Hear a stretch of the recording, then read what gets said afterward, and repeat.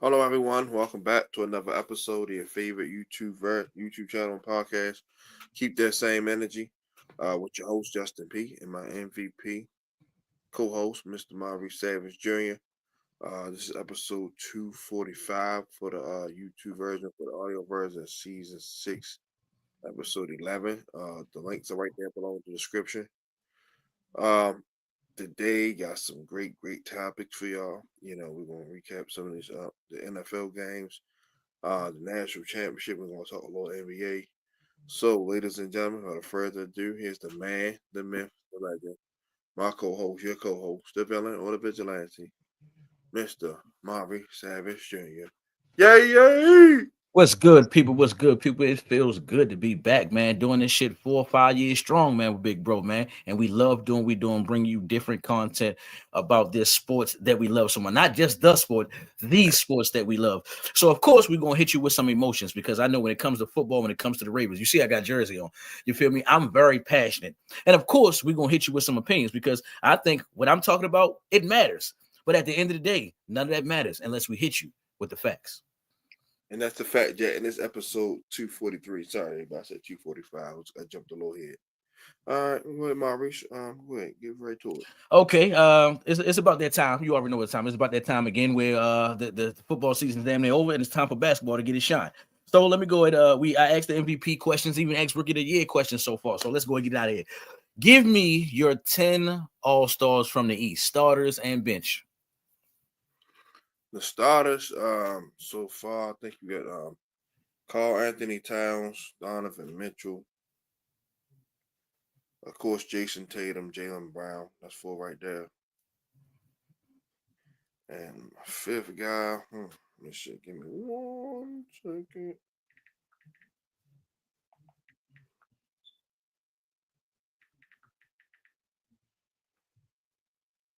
Of course, Giannis, and Jalen Brunson. That's seven. Let's see. I had somebody else on here too. So,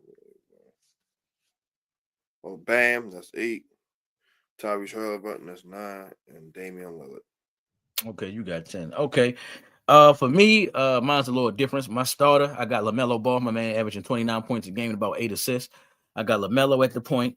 Uh, at the shooting guard, I'm going to go with Jalen Brown. At the small forward, I'm going to go with Jason Tatum. At the power forward, I'm going to go Giannis, and then at the center, I'm going to go Carl Anthony Towns. Coming off the bench, give me Jalen Brunson. Give me Damian Lillard. Lillard. At the three, give me my man Donovan Mitchell. Got to add him on there. Um, at the four, who can I put at the four? Matter of fact, yeah. Matter of fact, I'm gonna go with my man. I'm gonna go with my man Scotty Barnes. I'm gonna go with Scotty Barnes at the four, and at five, I'm gonna go with Evan Mobley at the five. All right. Now, topic two. Give me your 5 starters for All Stars on the West, and give me 5 off the bench. Starters. I'm going with Shea. I'm going with Luca, Katie, LeBron, and Jokic. Off the bench, D Book, Stephen Curry, Anthony Davis, Anthony Edwards, and Paul George. Okay, I can fuck with it. You say Paul George? I thought Paul George played for the Sixers. Oh, my bad. They got him. My bad. Not Paul George. James. Not James. Anthony Edwards. My bad. Anthony Edwards and Anthony Davis. That's they my five. They, you know how Okay. they mix and match these rosters, so we Oh fucked yeah, up. I got you. For me, of course, Shea starting at the point. At the shooting guard, I'm going with Anthony Edwards. At the small forward, I'm going with LeBron James. At the power forward, I'm going with Kevin Durant. And at center, I'm going with the Joker, of course. Um, Point guard, give me Luca. No, point guard, give me Steph. Shooting guard, give me Luca. Small forward, Devin Booker. Um, Power forward, I'm gonna go give me some bonus. And center, I'm gonna go with Wimby. All right. Next one. This is very interesting. Give me your Pro Bowl snubs, because I definitely look at the list and I felt like a lot of people made the list because of the teams they play for and they household names. So give me your couple snubs from the NFC, and then I'll let you go AFC after that. So AFC. No, you can go any way you want to, NFC or AFC. But give me a couple snubs from the whichever conference. I'll give you 3 from the AFC and 3 from the NFC. AFC definitely Cal Van Noy, because how you have 12.5 sacks and don't make the Pro Bowl.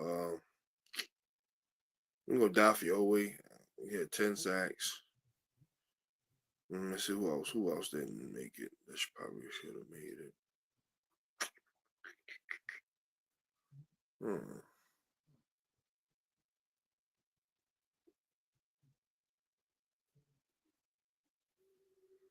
Let's see, AFC.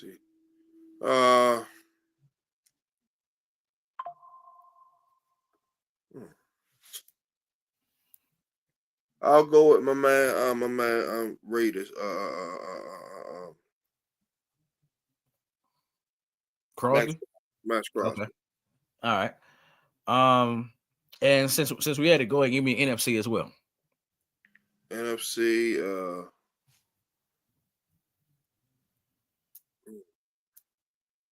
I gotta see who on the NFC roster first. Is who got snubbed. Give me 1 second.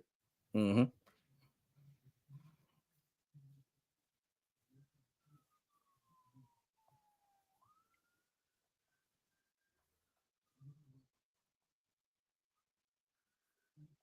Damn, Miami had no Pro Bowlers.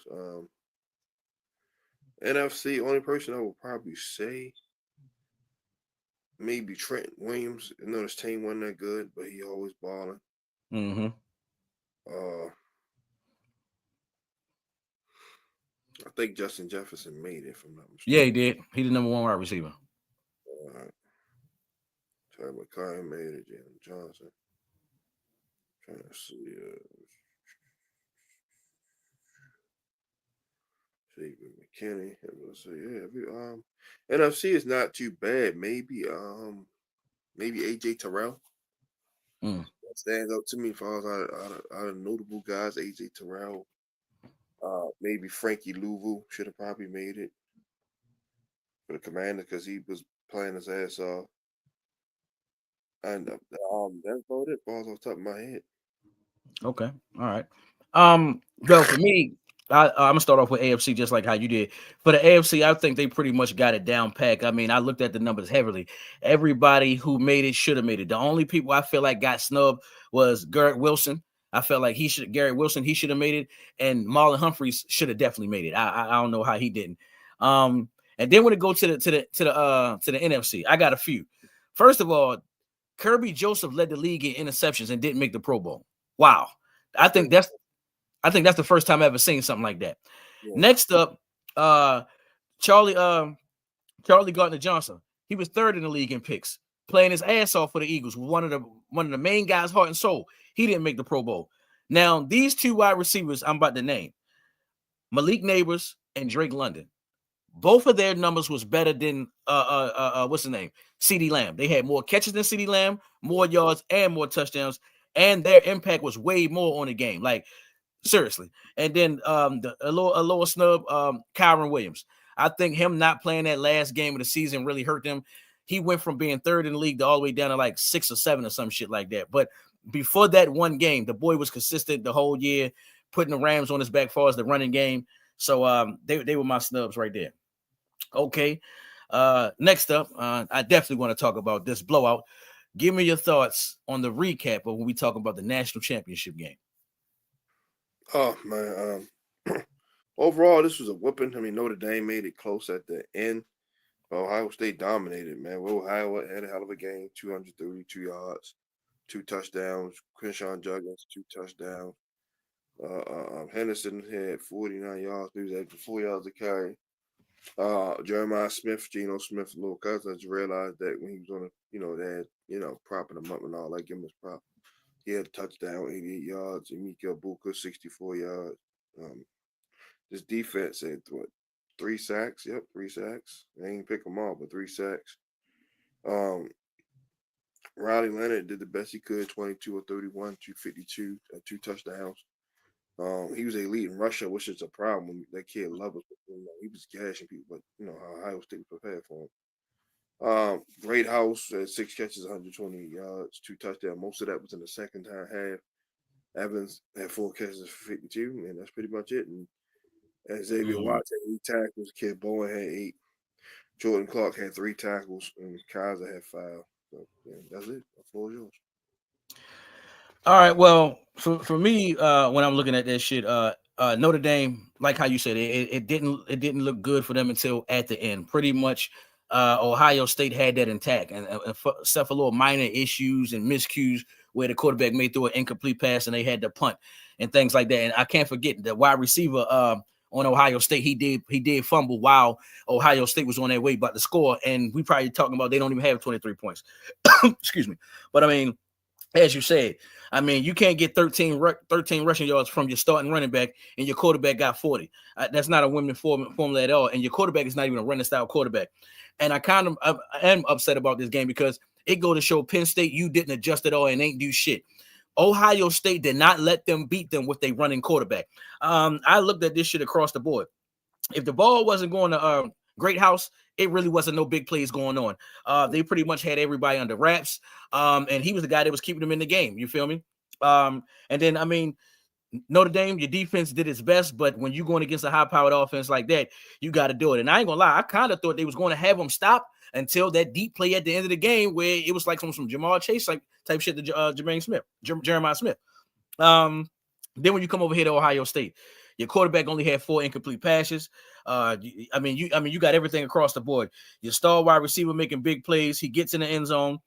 I believe the running back should have got play of the game. He went over 100 yards rushing, and he had 3 touchdowns.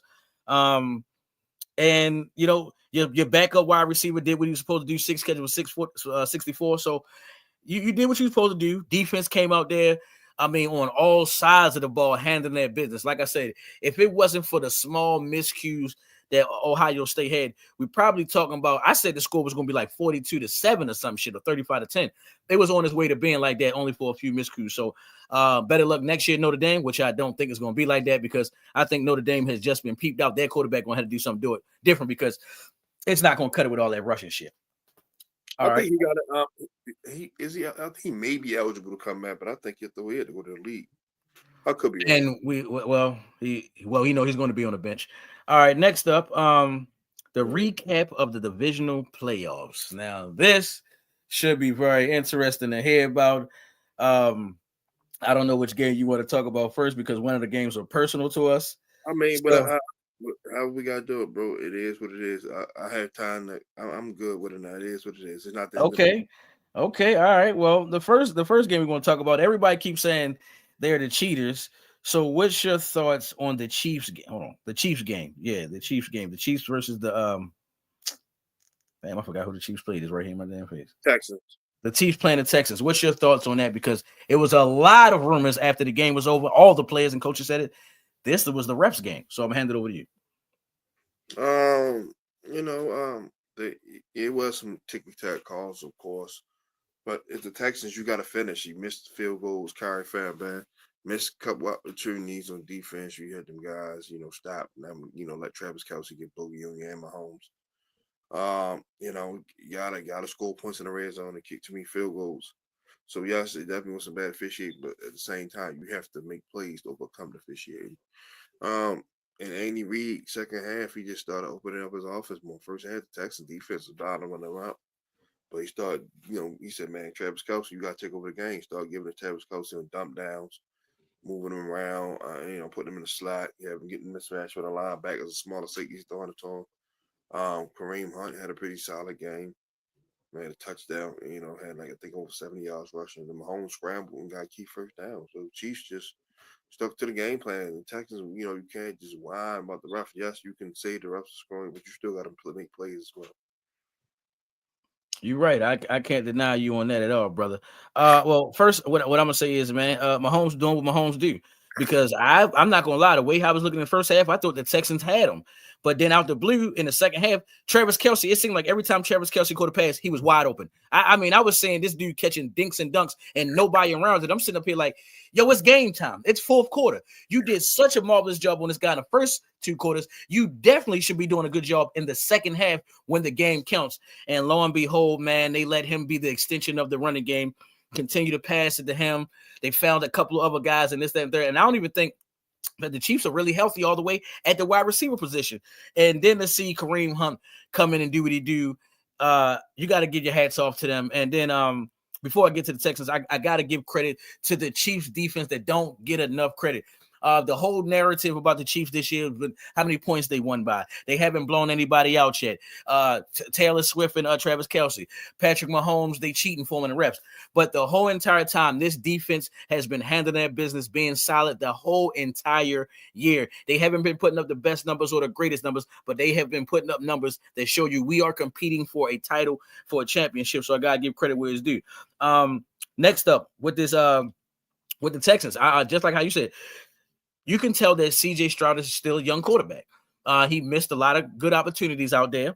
I say one thing that hurt you when you're a young quarterback.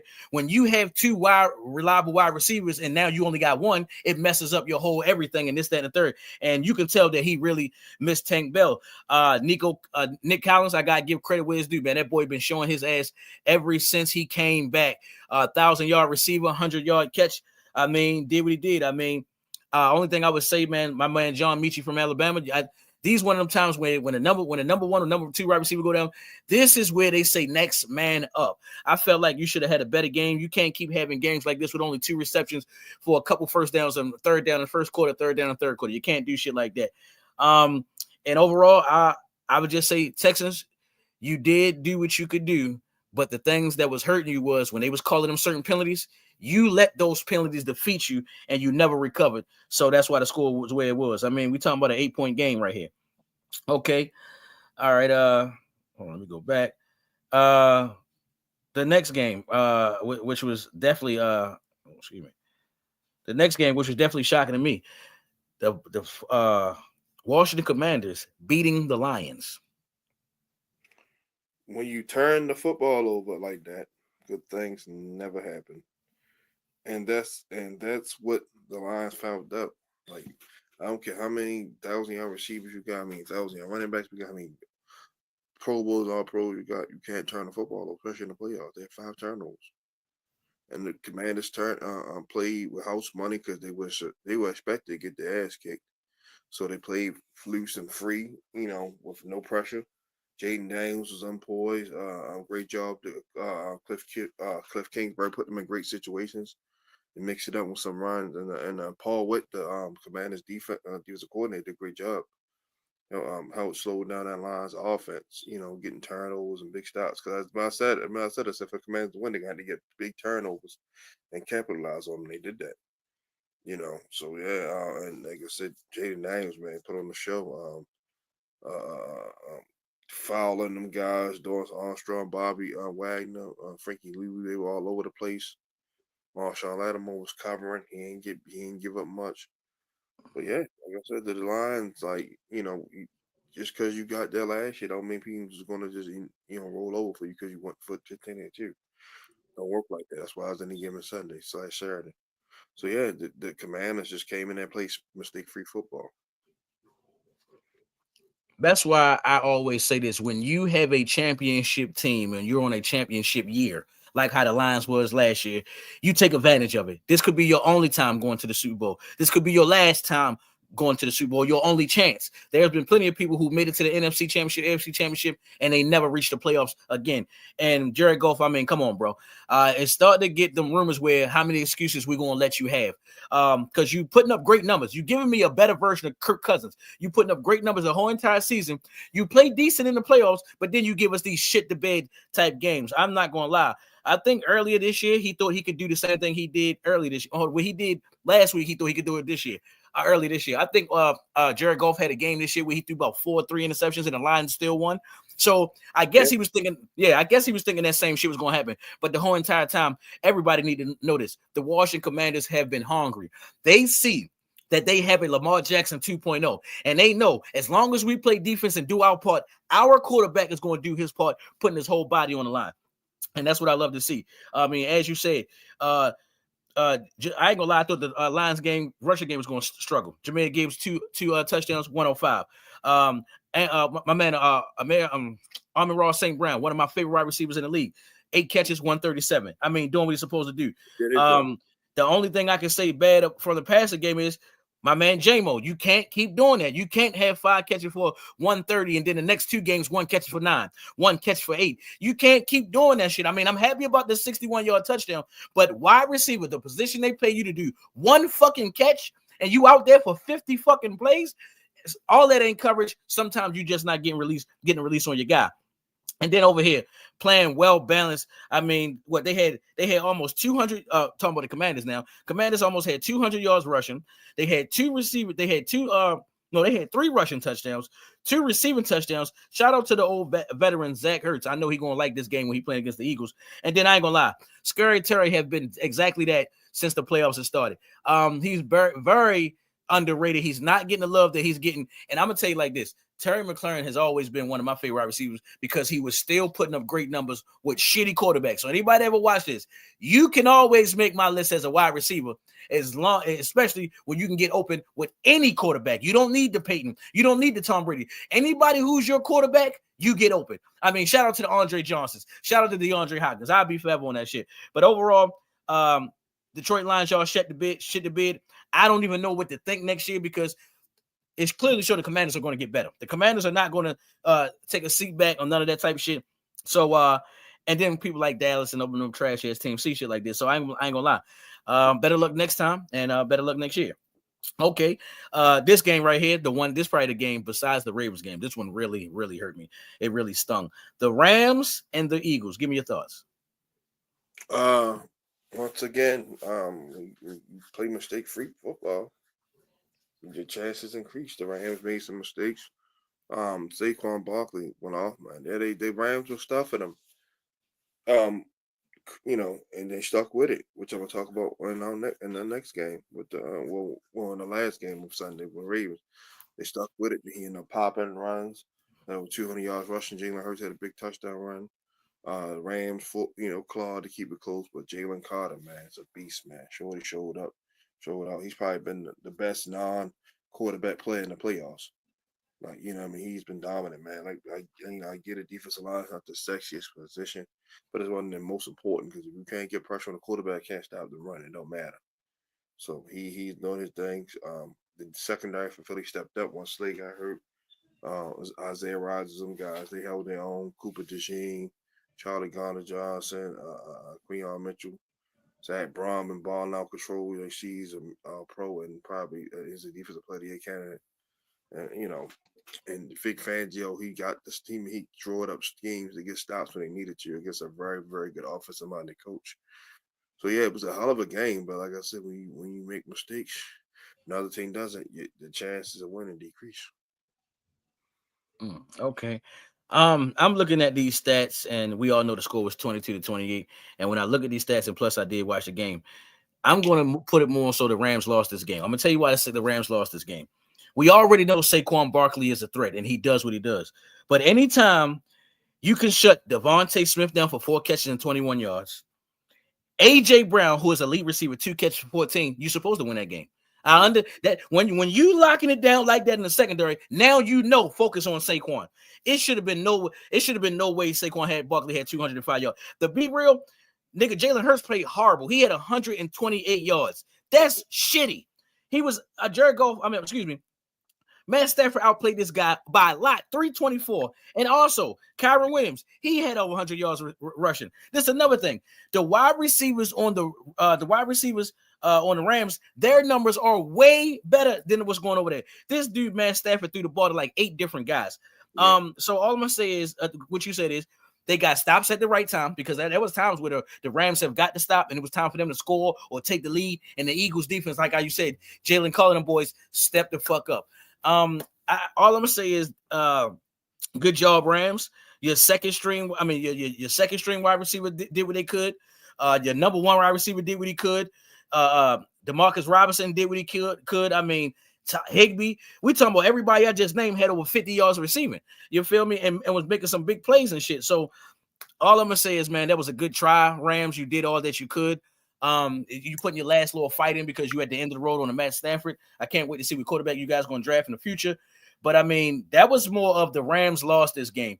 I would expect you to if you would have showed me them stats, I wouldn't even think Saquon Barkley would have had 205 because I would have been thinking you shutting these guys down, focus on the run. But I mean, we saw what happened, and better luck next year. But I'm not confident in, and I'm an Alabama guy. I'm not confident in this boy Jalen Hurts. Next game, the heartbreaking game. Give me your thoughts and feelings. And I don't know how much information you're going to give into to the next show, but give me your thoughts and feelings on the Bills winning 27-25. I'm gonna keep it slight because, like you said, because what we got going on. The Bills played mistake free. We didn't. Plus, simple as that. I'm gonna keep it short. Like I said, I want to say my detailed stuff when we have on the radio show. Yes, I'm definitely going to say because I definitely got a whole list of things that I got to say about this. But it was more that the Ravens beat themselves. Their turnovers was on them. I didn't see a major hit on Mark Andrews. Mark Andrews dropped a couple passes. I didn't see no good defense knocking it down. And then we already know the Lamar Jackson fumble. That was him just doing too much. So it was just more of the Ravens beat themselves. And I can't wait to dive more until the next one. Okay, so let's get to the big games. NFC Championship, AFC Championship. Give me your thoughts and opinions on the Chiefs playing the Bills and give you a prediction. I hate to say it, the Chiefs gonna win. The Bills has got too many liabilities on defense. Like you said, we let them off the hook with situational play calling, still put up 20 plus. So the Chiefs not going to make the same mistakes we did. And like I said, Josh Allen, I think, is going to play his ass off like he always do, but not going to be enough. There's DeMar Hamlin and all them guys and that Taylor Rapper. They're going to get picked apart with Travis Kelce and DeAndre Hopkins. And the Chiefs can run the ball too with Kareem Hunt and Isaiah Pacheco. So I'm going to go Chiefs 38-24. I definitely agree with you. I believe the Chiefs see that, we are probably about to be the best dynasty of all time because they did it with a younger quarterback, and that quarterback is doing everything in a faster time. He's doing it faster than Brady. So they know, that defense know, we got a chance to be called one of the greatest dynasties of all time. This would be like 4 or 5 championships. So I don't think they're going to hold back. And I think they're going to win this one in a positive way. Let me get the score 34-17 in a positive, strong win, 34-17. I'm going with the Chiefs. All right, next game. Commanders versus the Eagles. Give me your thoughts and opinions and give me a score. Washington gonna play tough. They're gonna hang in there. But the inexperience of Jaden Daniels is gonna hit his head because it's like now he's just got kind of lucky the first. Not saying lucky for like him. I'm saying lucky was the conditions. He played in Florida the first game. Remember, he's in Tampa Bay, Florida. He's in a dome. Now you're going to Philly. It's gonna be a little cold. Yes, Washington's cold too. I get it, but he's gonna be back in the elements. It's gonna play a big difference. A big difference. It shouldn't be too cold, but I just think now Philly and that crowd noise. They're gonna be that pass rush gonna get at them a little bit. He's gonna make it a game. He's gonna play his ass up. I think he's gonna make that mistake. That's gonna hurt them. So I'm gonna go Eagles in a tight one, 27-24. Now I'm going to say something very interesting that you probably going to like. I want the Eagles to lose because I feel like when the way that Jalen Hurts is playing, if he go face the Chiefs, we talking about a blowout. We going to talk about some horrible shit. And I'm talking about 42-17, and the dude throwing like 2 picks or something like that. I mean, I feel like this. The Chiefs defense to me is better than the Rams defense. And if the Rams defense can do that to AJ Brown and Devontae Smith, oh yeah. But I think Saquon probably get his numbers, but I'm going to feel a blowout if the Eagles go. However, I'm only going to go with the Eagles winning this game because it's not in Washington. That crowd noise going to be there. For some reason, the Eagles defense is going to step it up. I don't think they're just going to they got enough corners to not let Scary Terry do whatever they want. I think the running game from the Commanders can be stopped. It's more, can you stop Saquon Barkley and shit like that? And I mean, I kind of do like the Commanders' chance because of Marshawn Lattimore being able to stick probably AJ Brown. But I got to be realistic because of where they're playing at. It wouldn't shock me if the Eagles shit the bed. But I'm going to go with the Eagles winning in a trash-ass game. I'm going Eagles winning 24-23 by a field goal. Yeah, and to piggyback off that, last time the Eagles played the Chiefs was just only 2 years ago. Remember, they only beat them by 4. 28-24. And the Eagles were up, Hurts fumbled and all that. So I don't think it's gonna be no landslide. Then you got Saquon Barkley, and the Eagles defense is better too. So I think it'll still be a pretty tight game. But that's it, everybody. Thank y'all for tuning in on this Friday edition. Me and Maurice should get together. We'll record Monday or Tuesday. So I have nothing but time because we're not gonna do talking Ravens after the day till free agency. We want to take a little break. So go ahead and do your thing, Maurice. Hey, man, as always, man, I love doing this shit with Big Bro. As we said, man, 4 to 5 years strong, man. We ain't gonna stop, man. We got more to come and better things to come with and all that shit. Keep coming with these great sports, you athletes. But as always, man, if you're looking for me, you can find me on Facebook. My name is Maurice Savage Jr.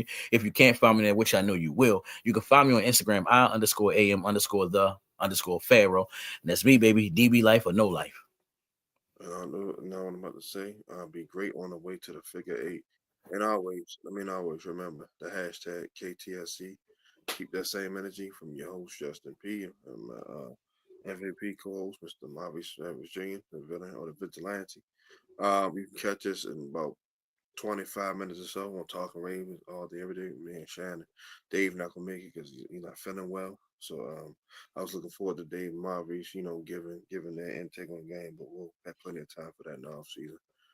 So yeah, y'all have a great weekend. We'll see y'all either Monday or Tuesday. We out. Yes, sir.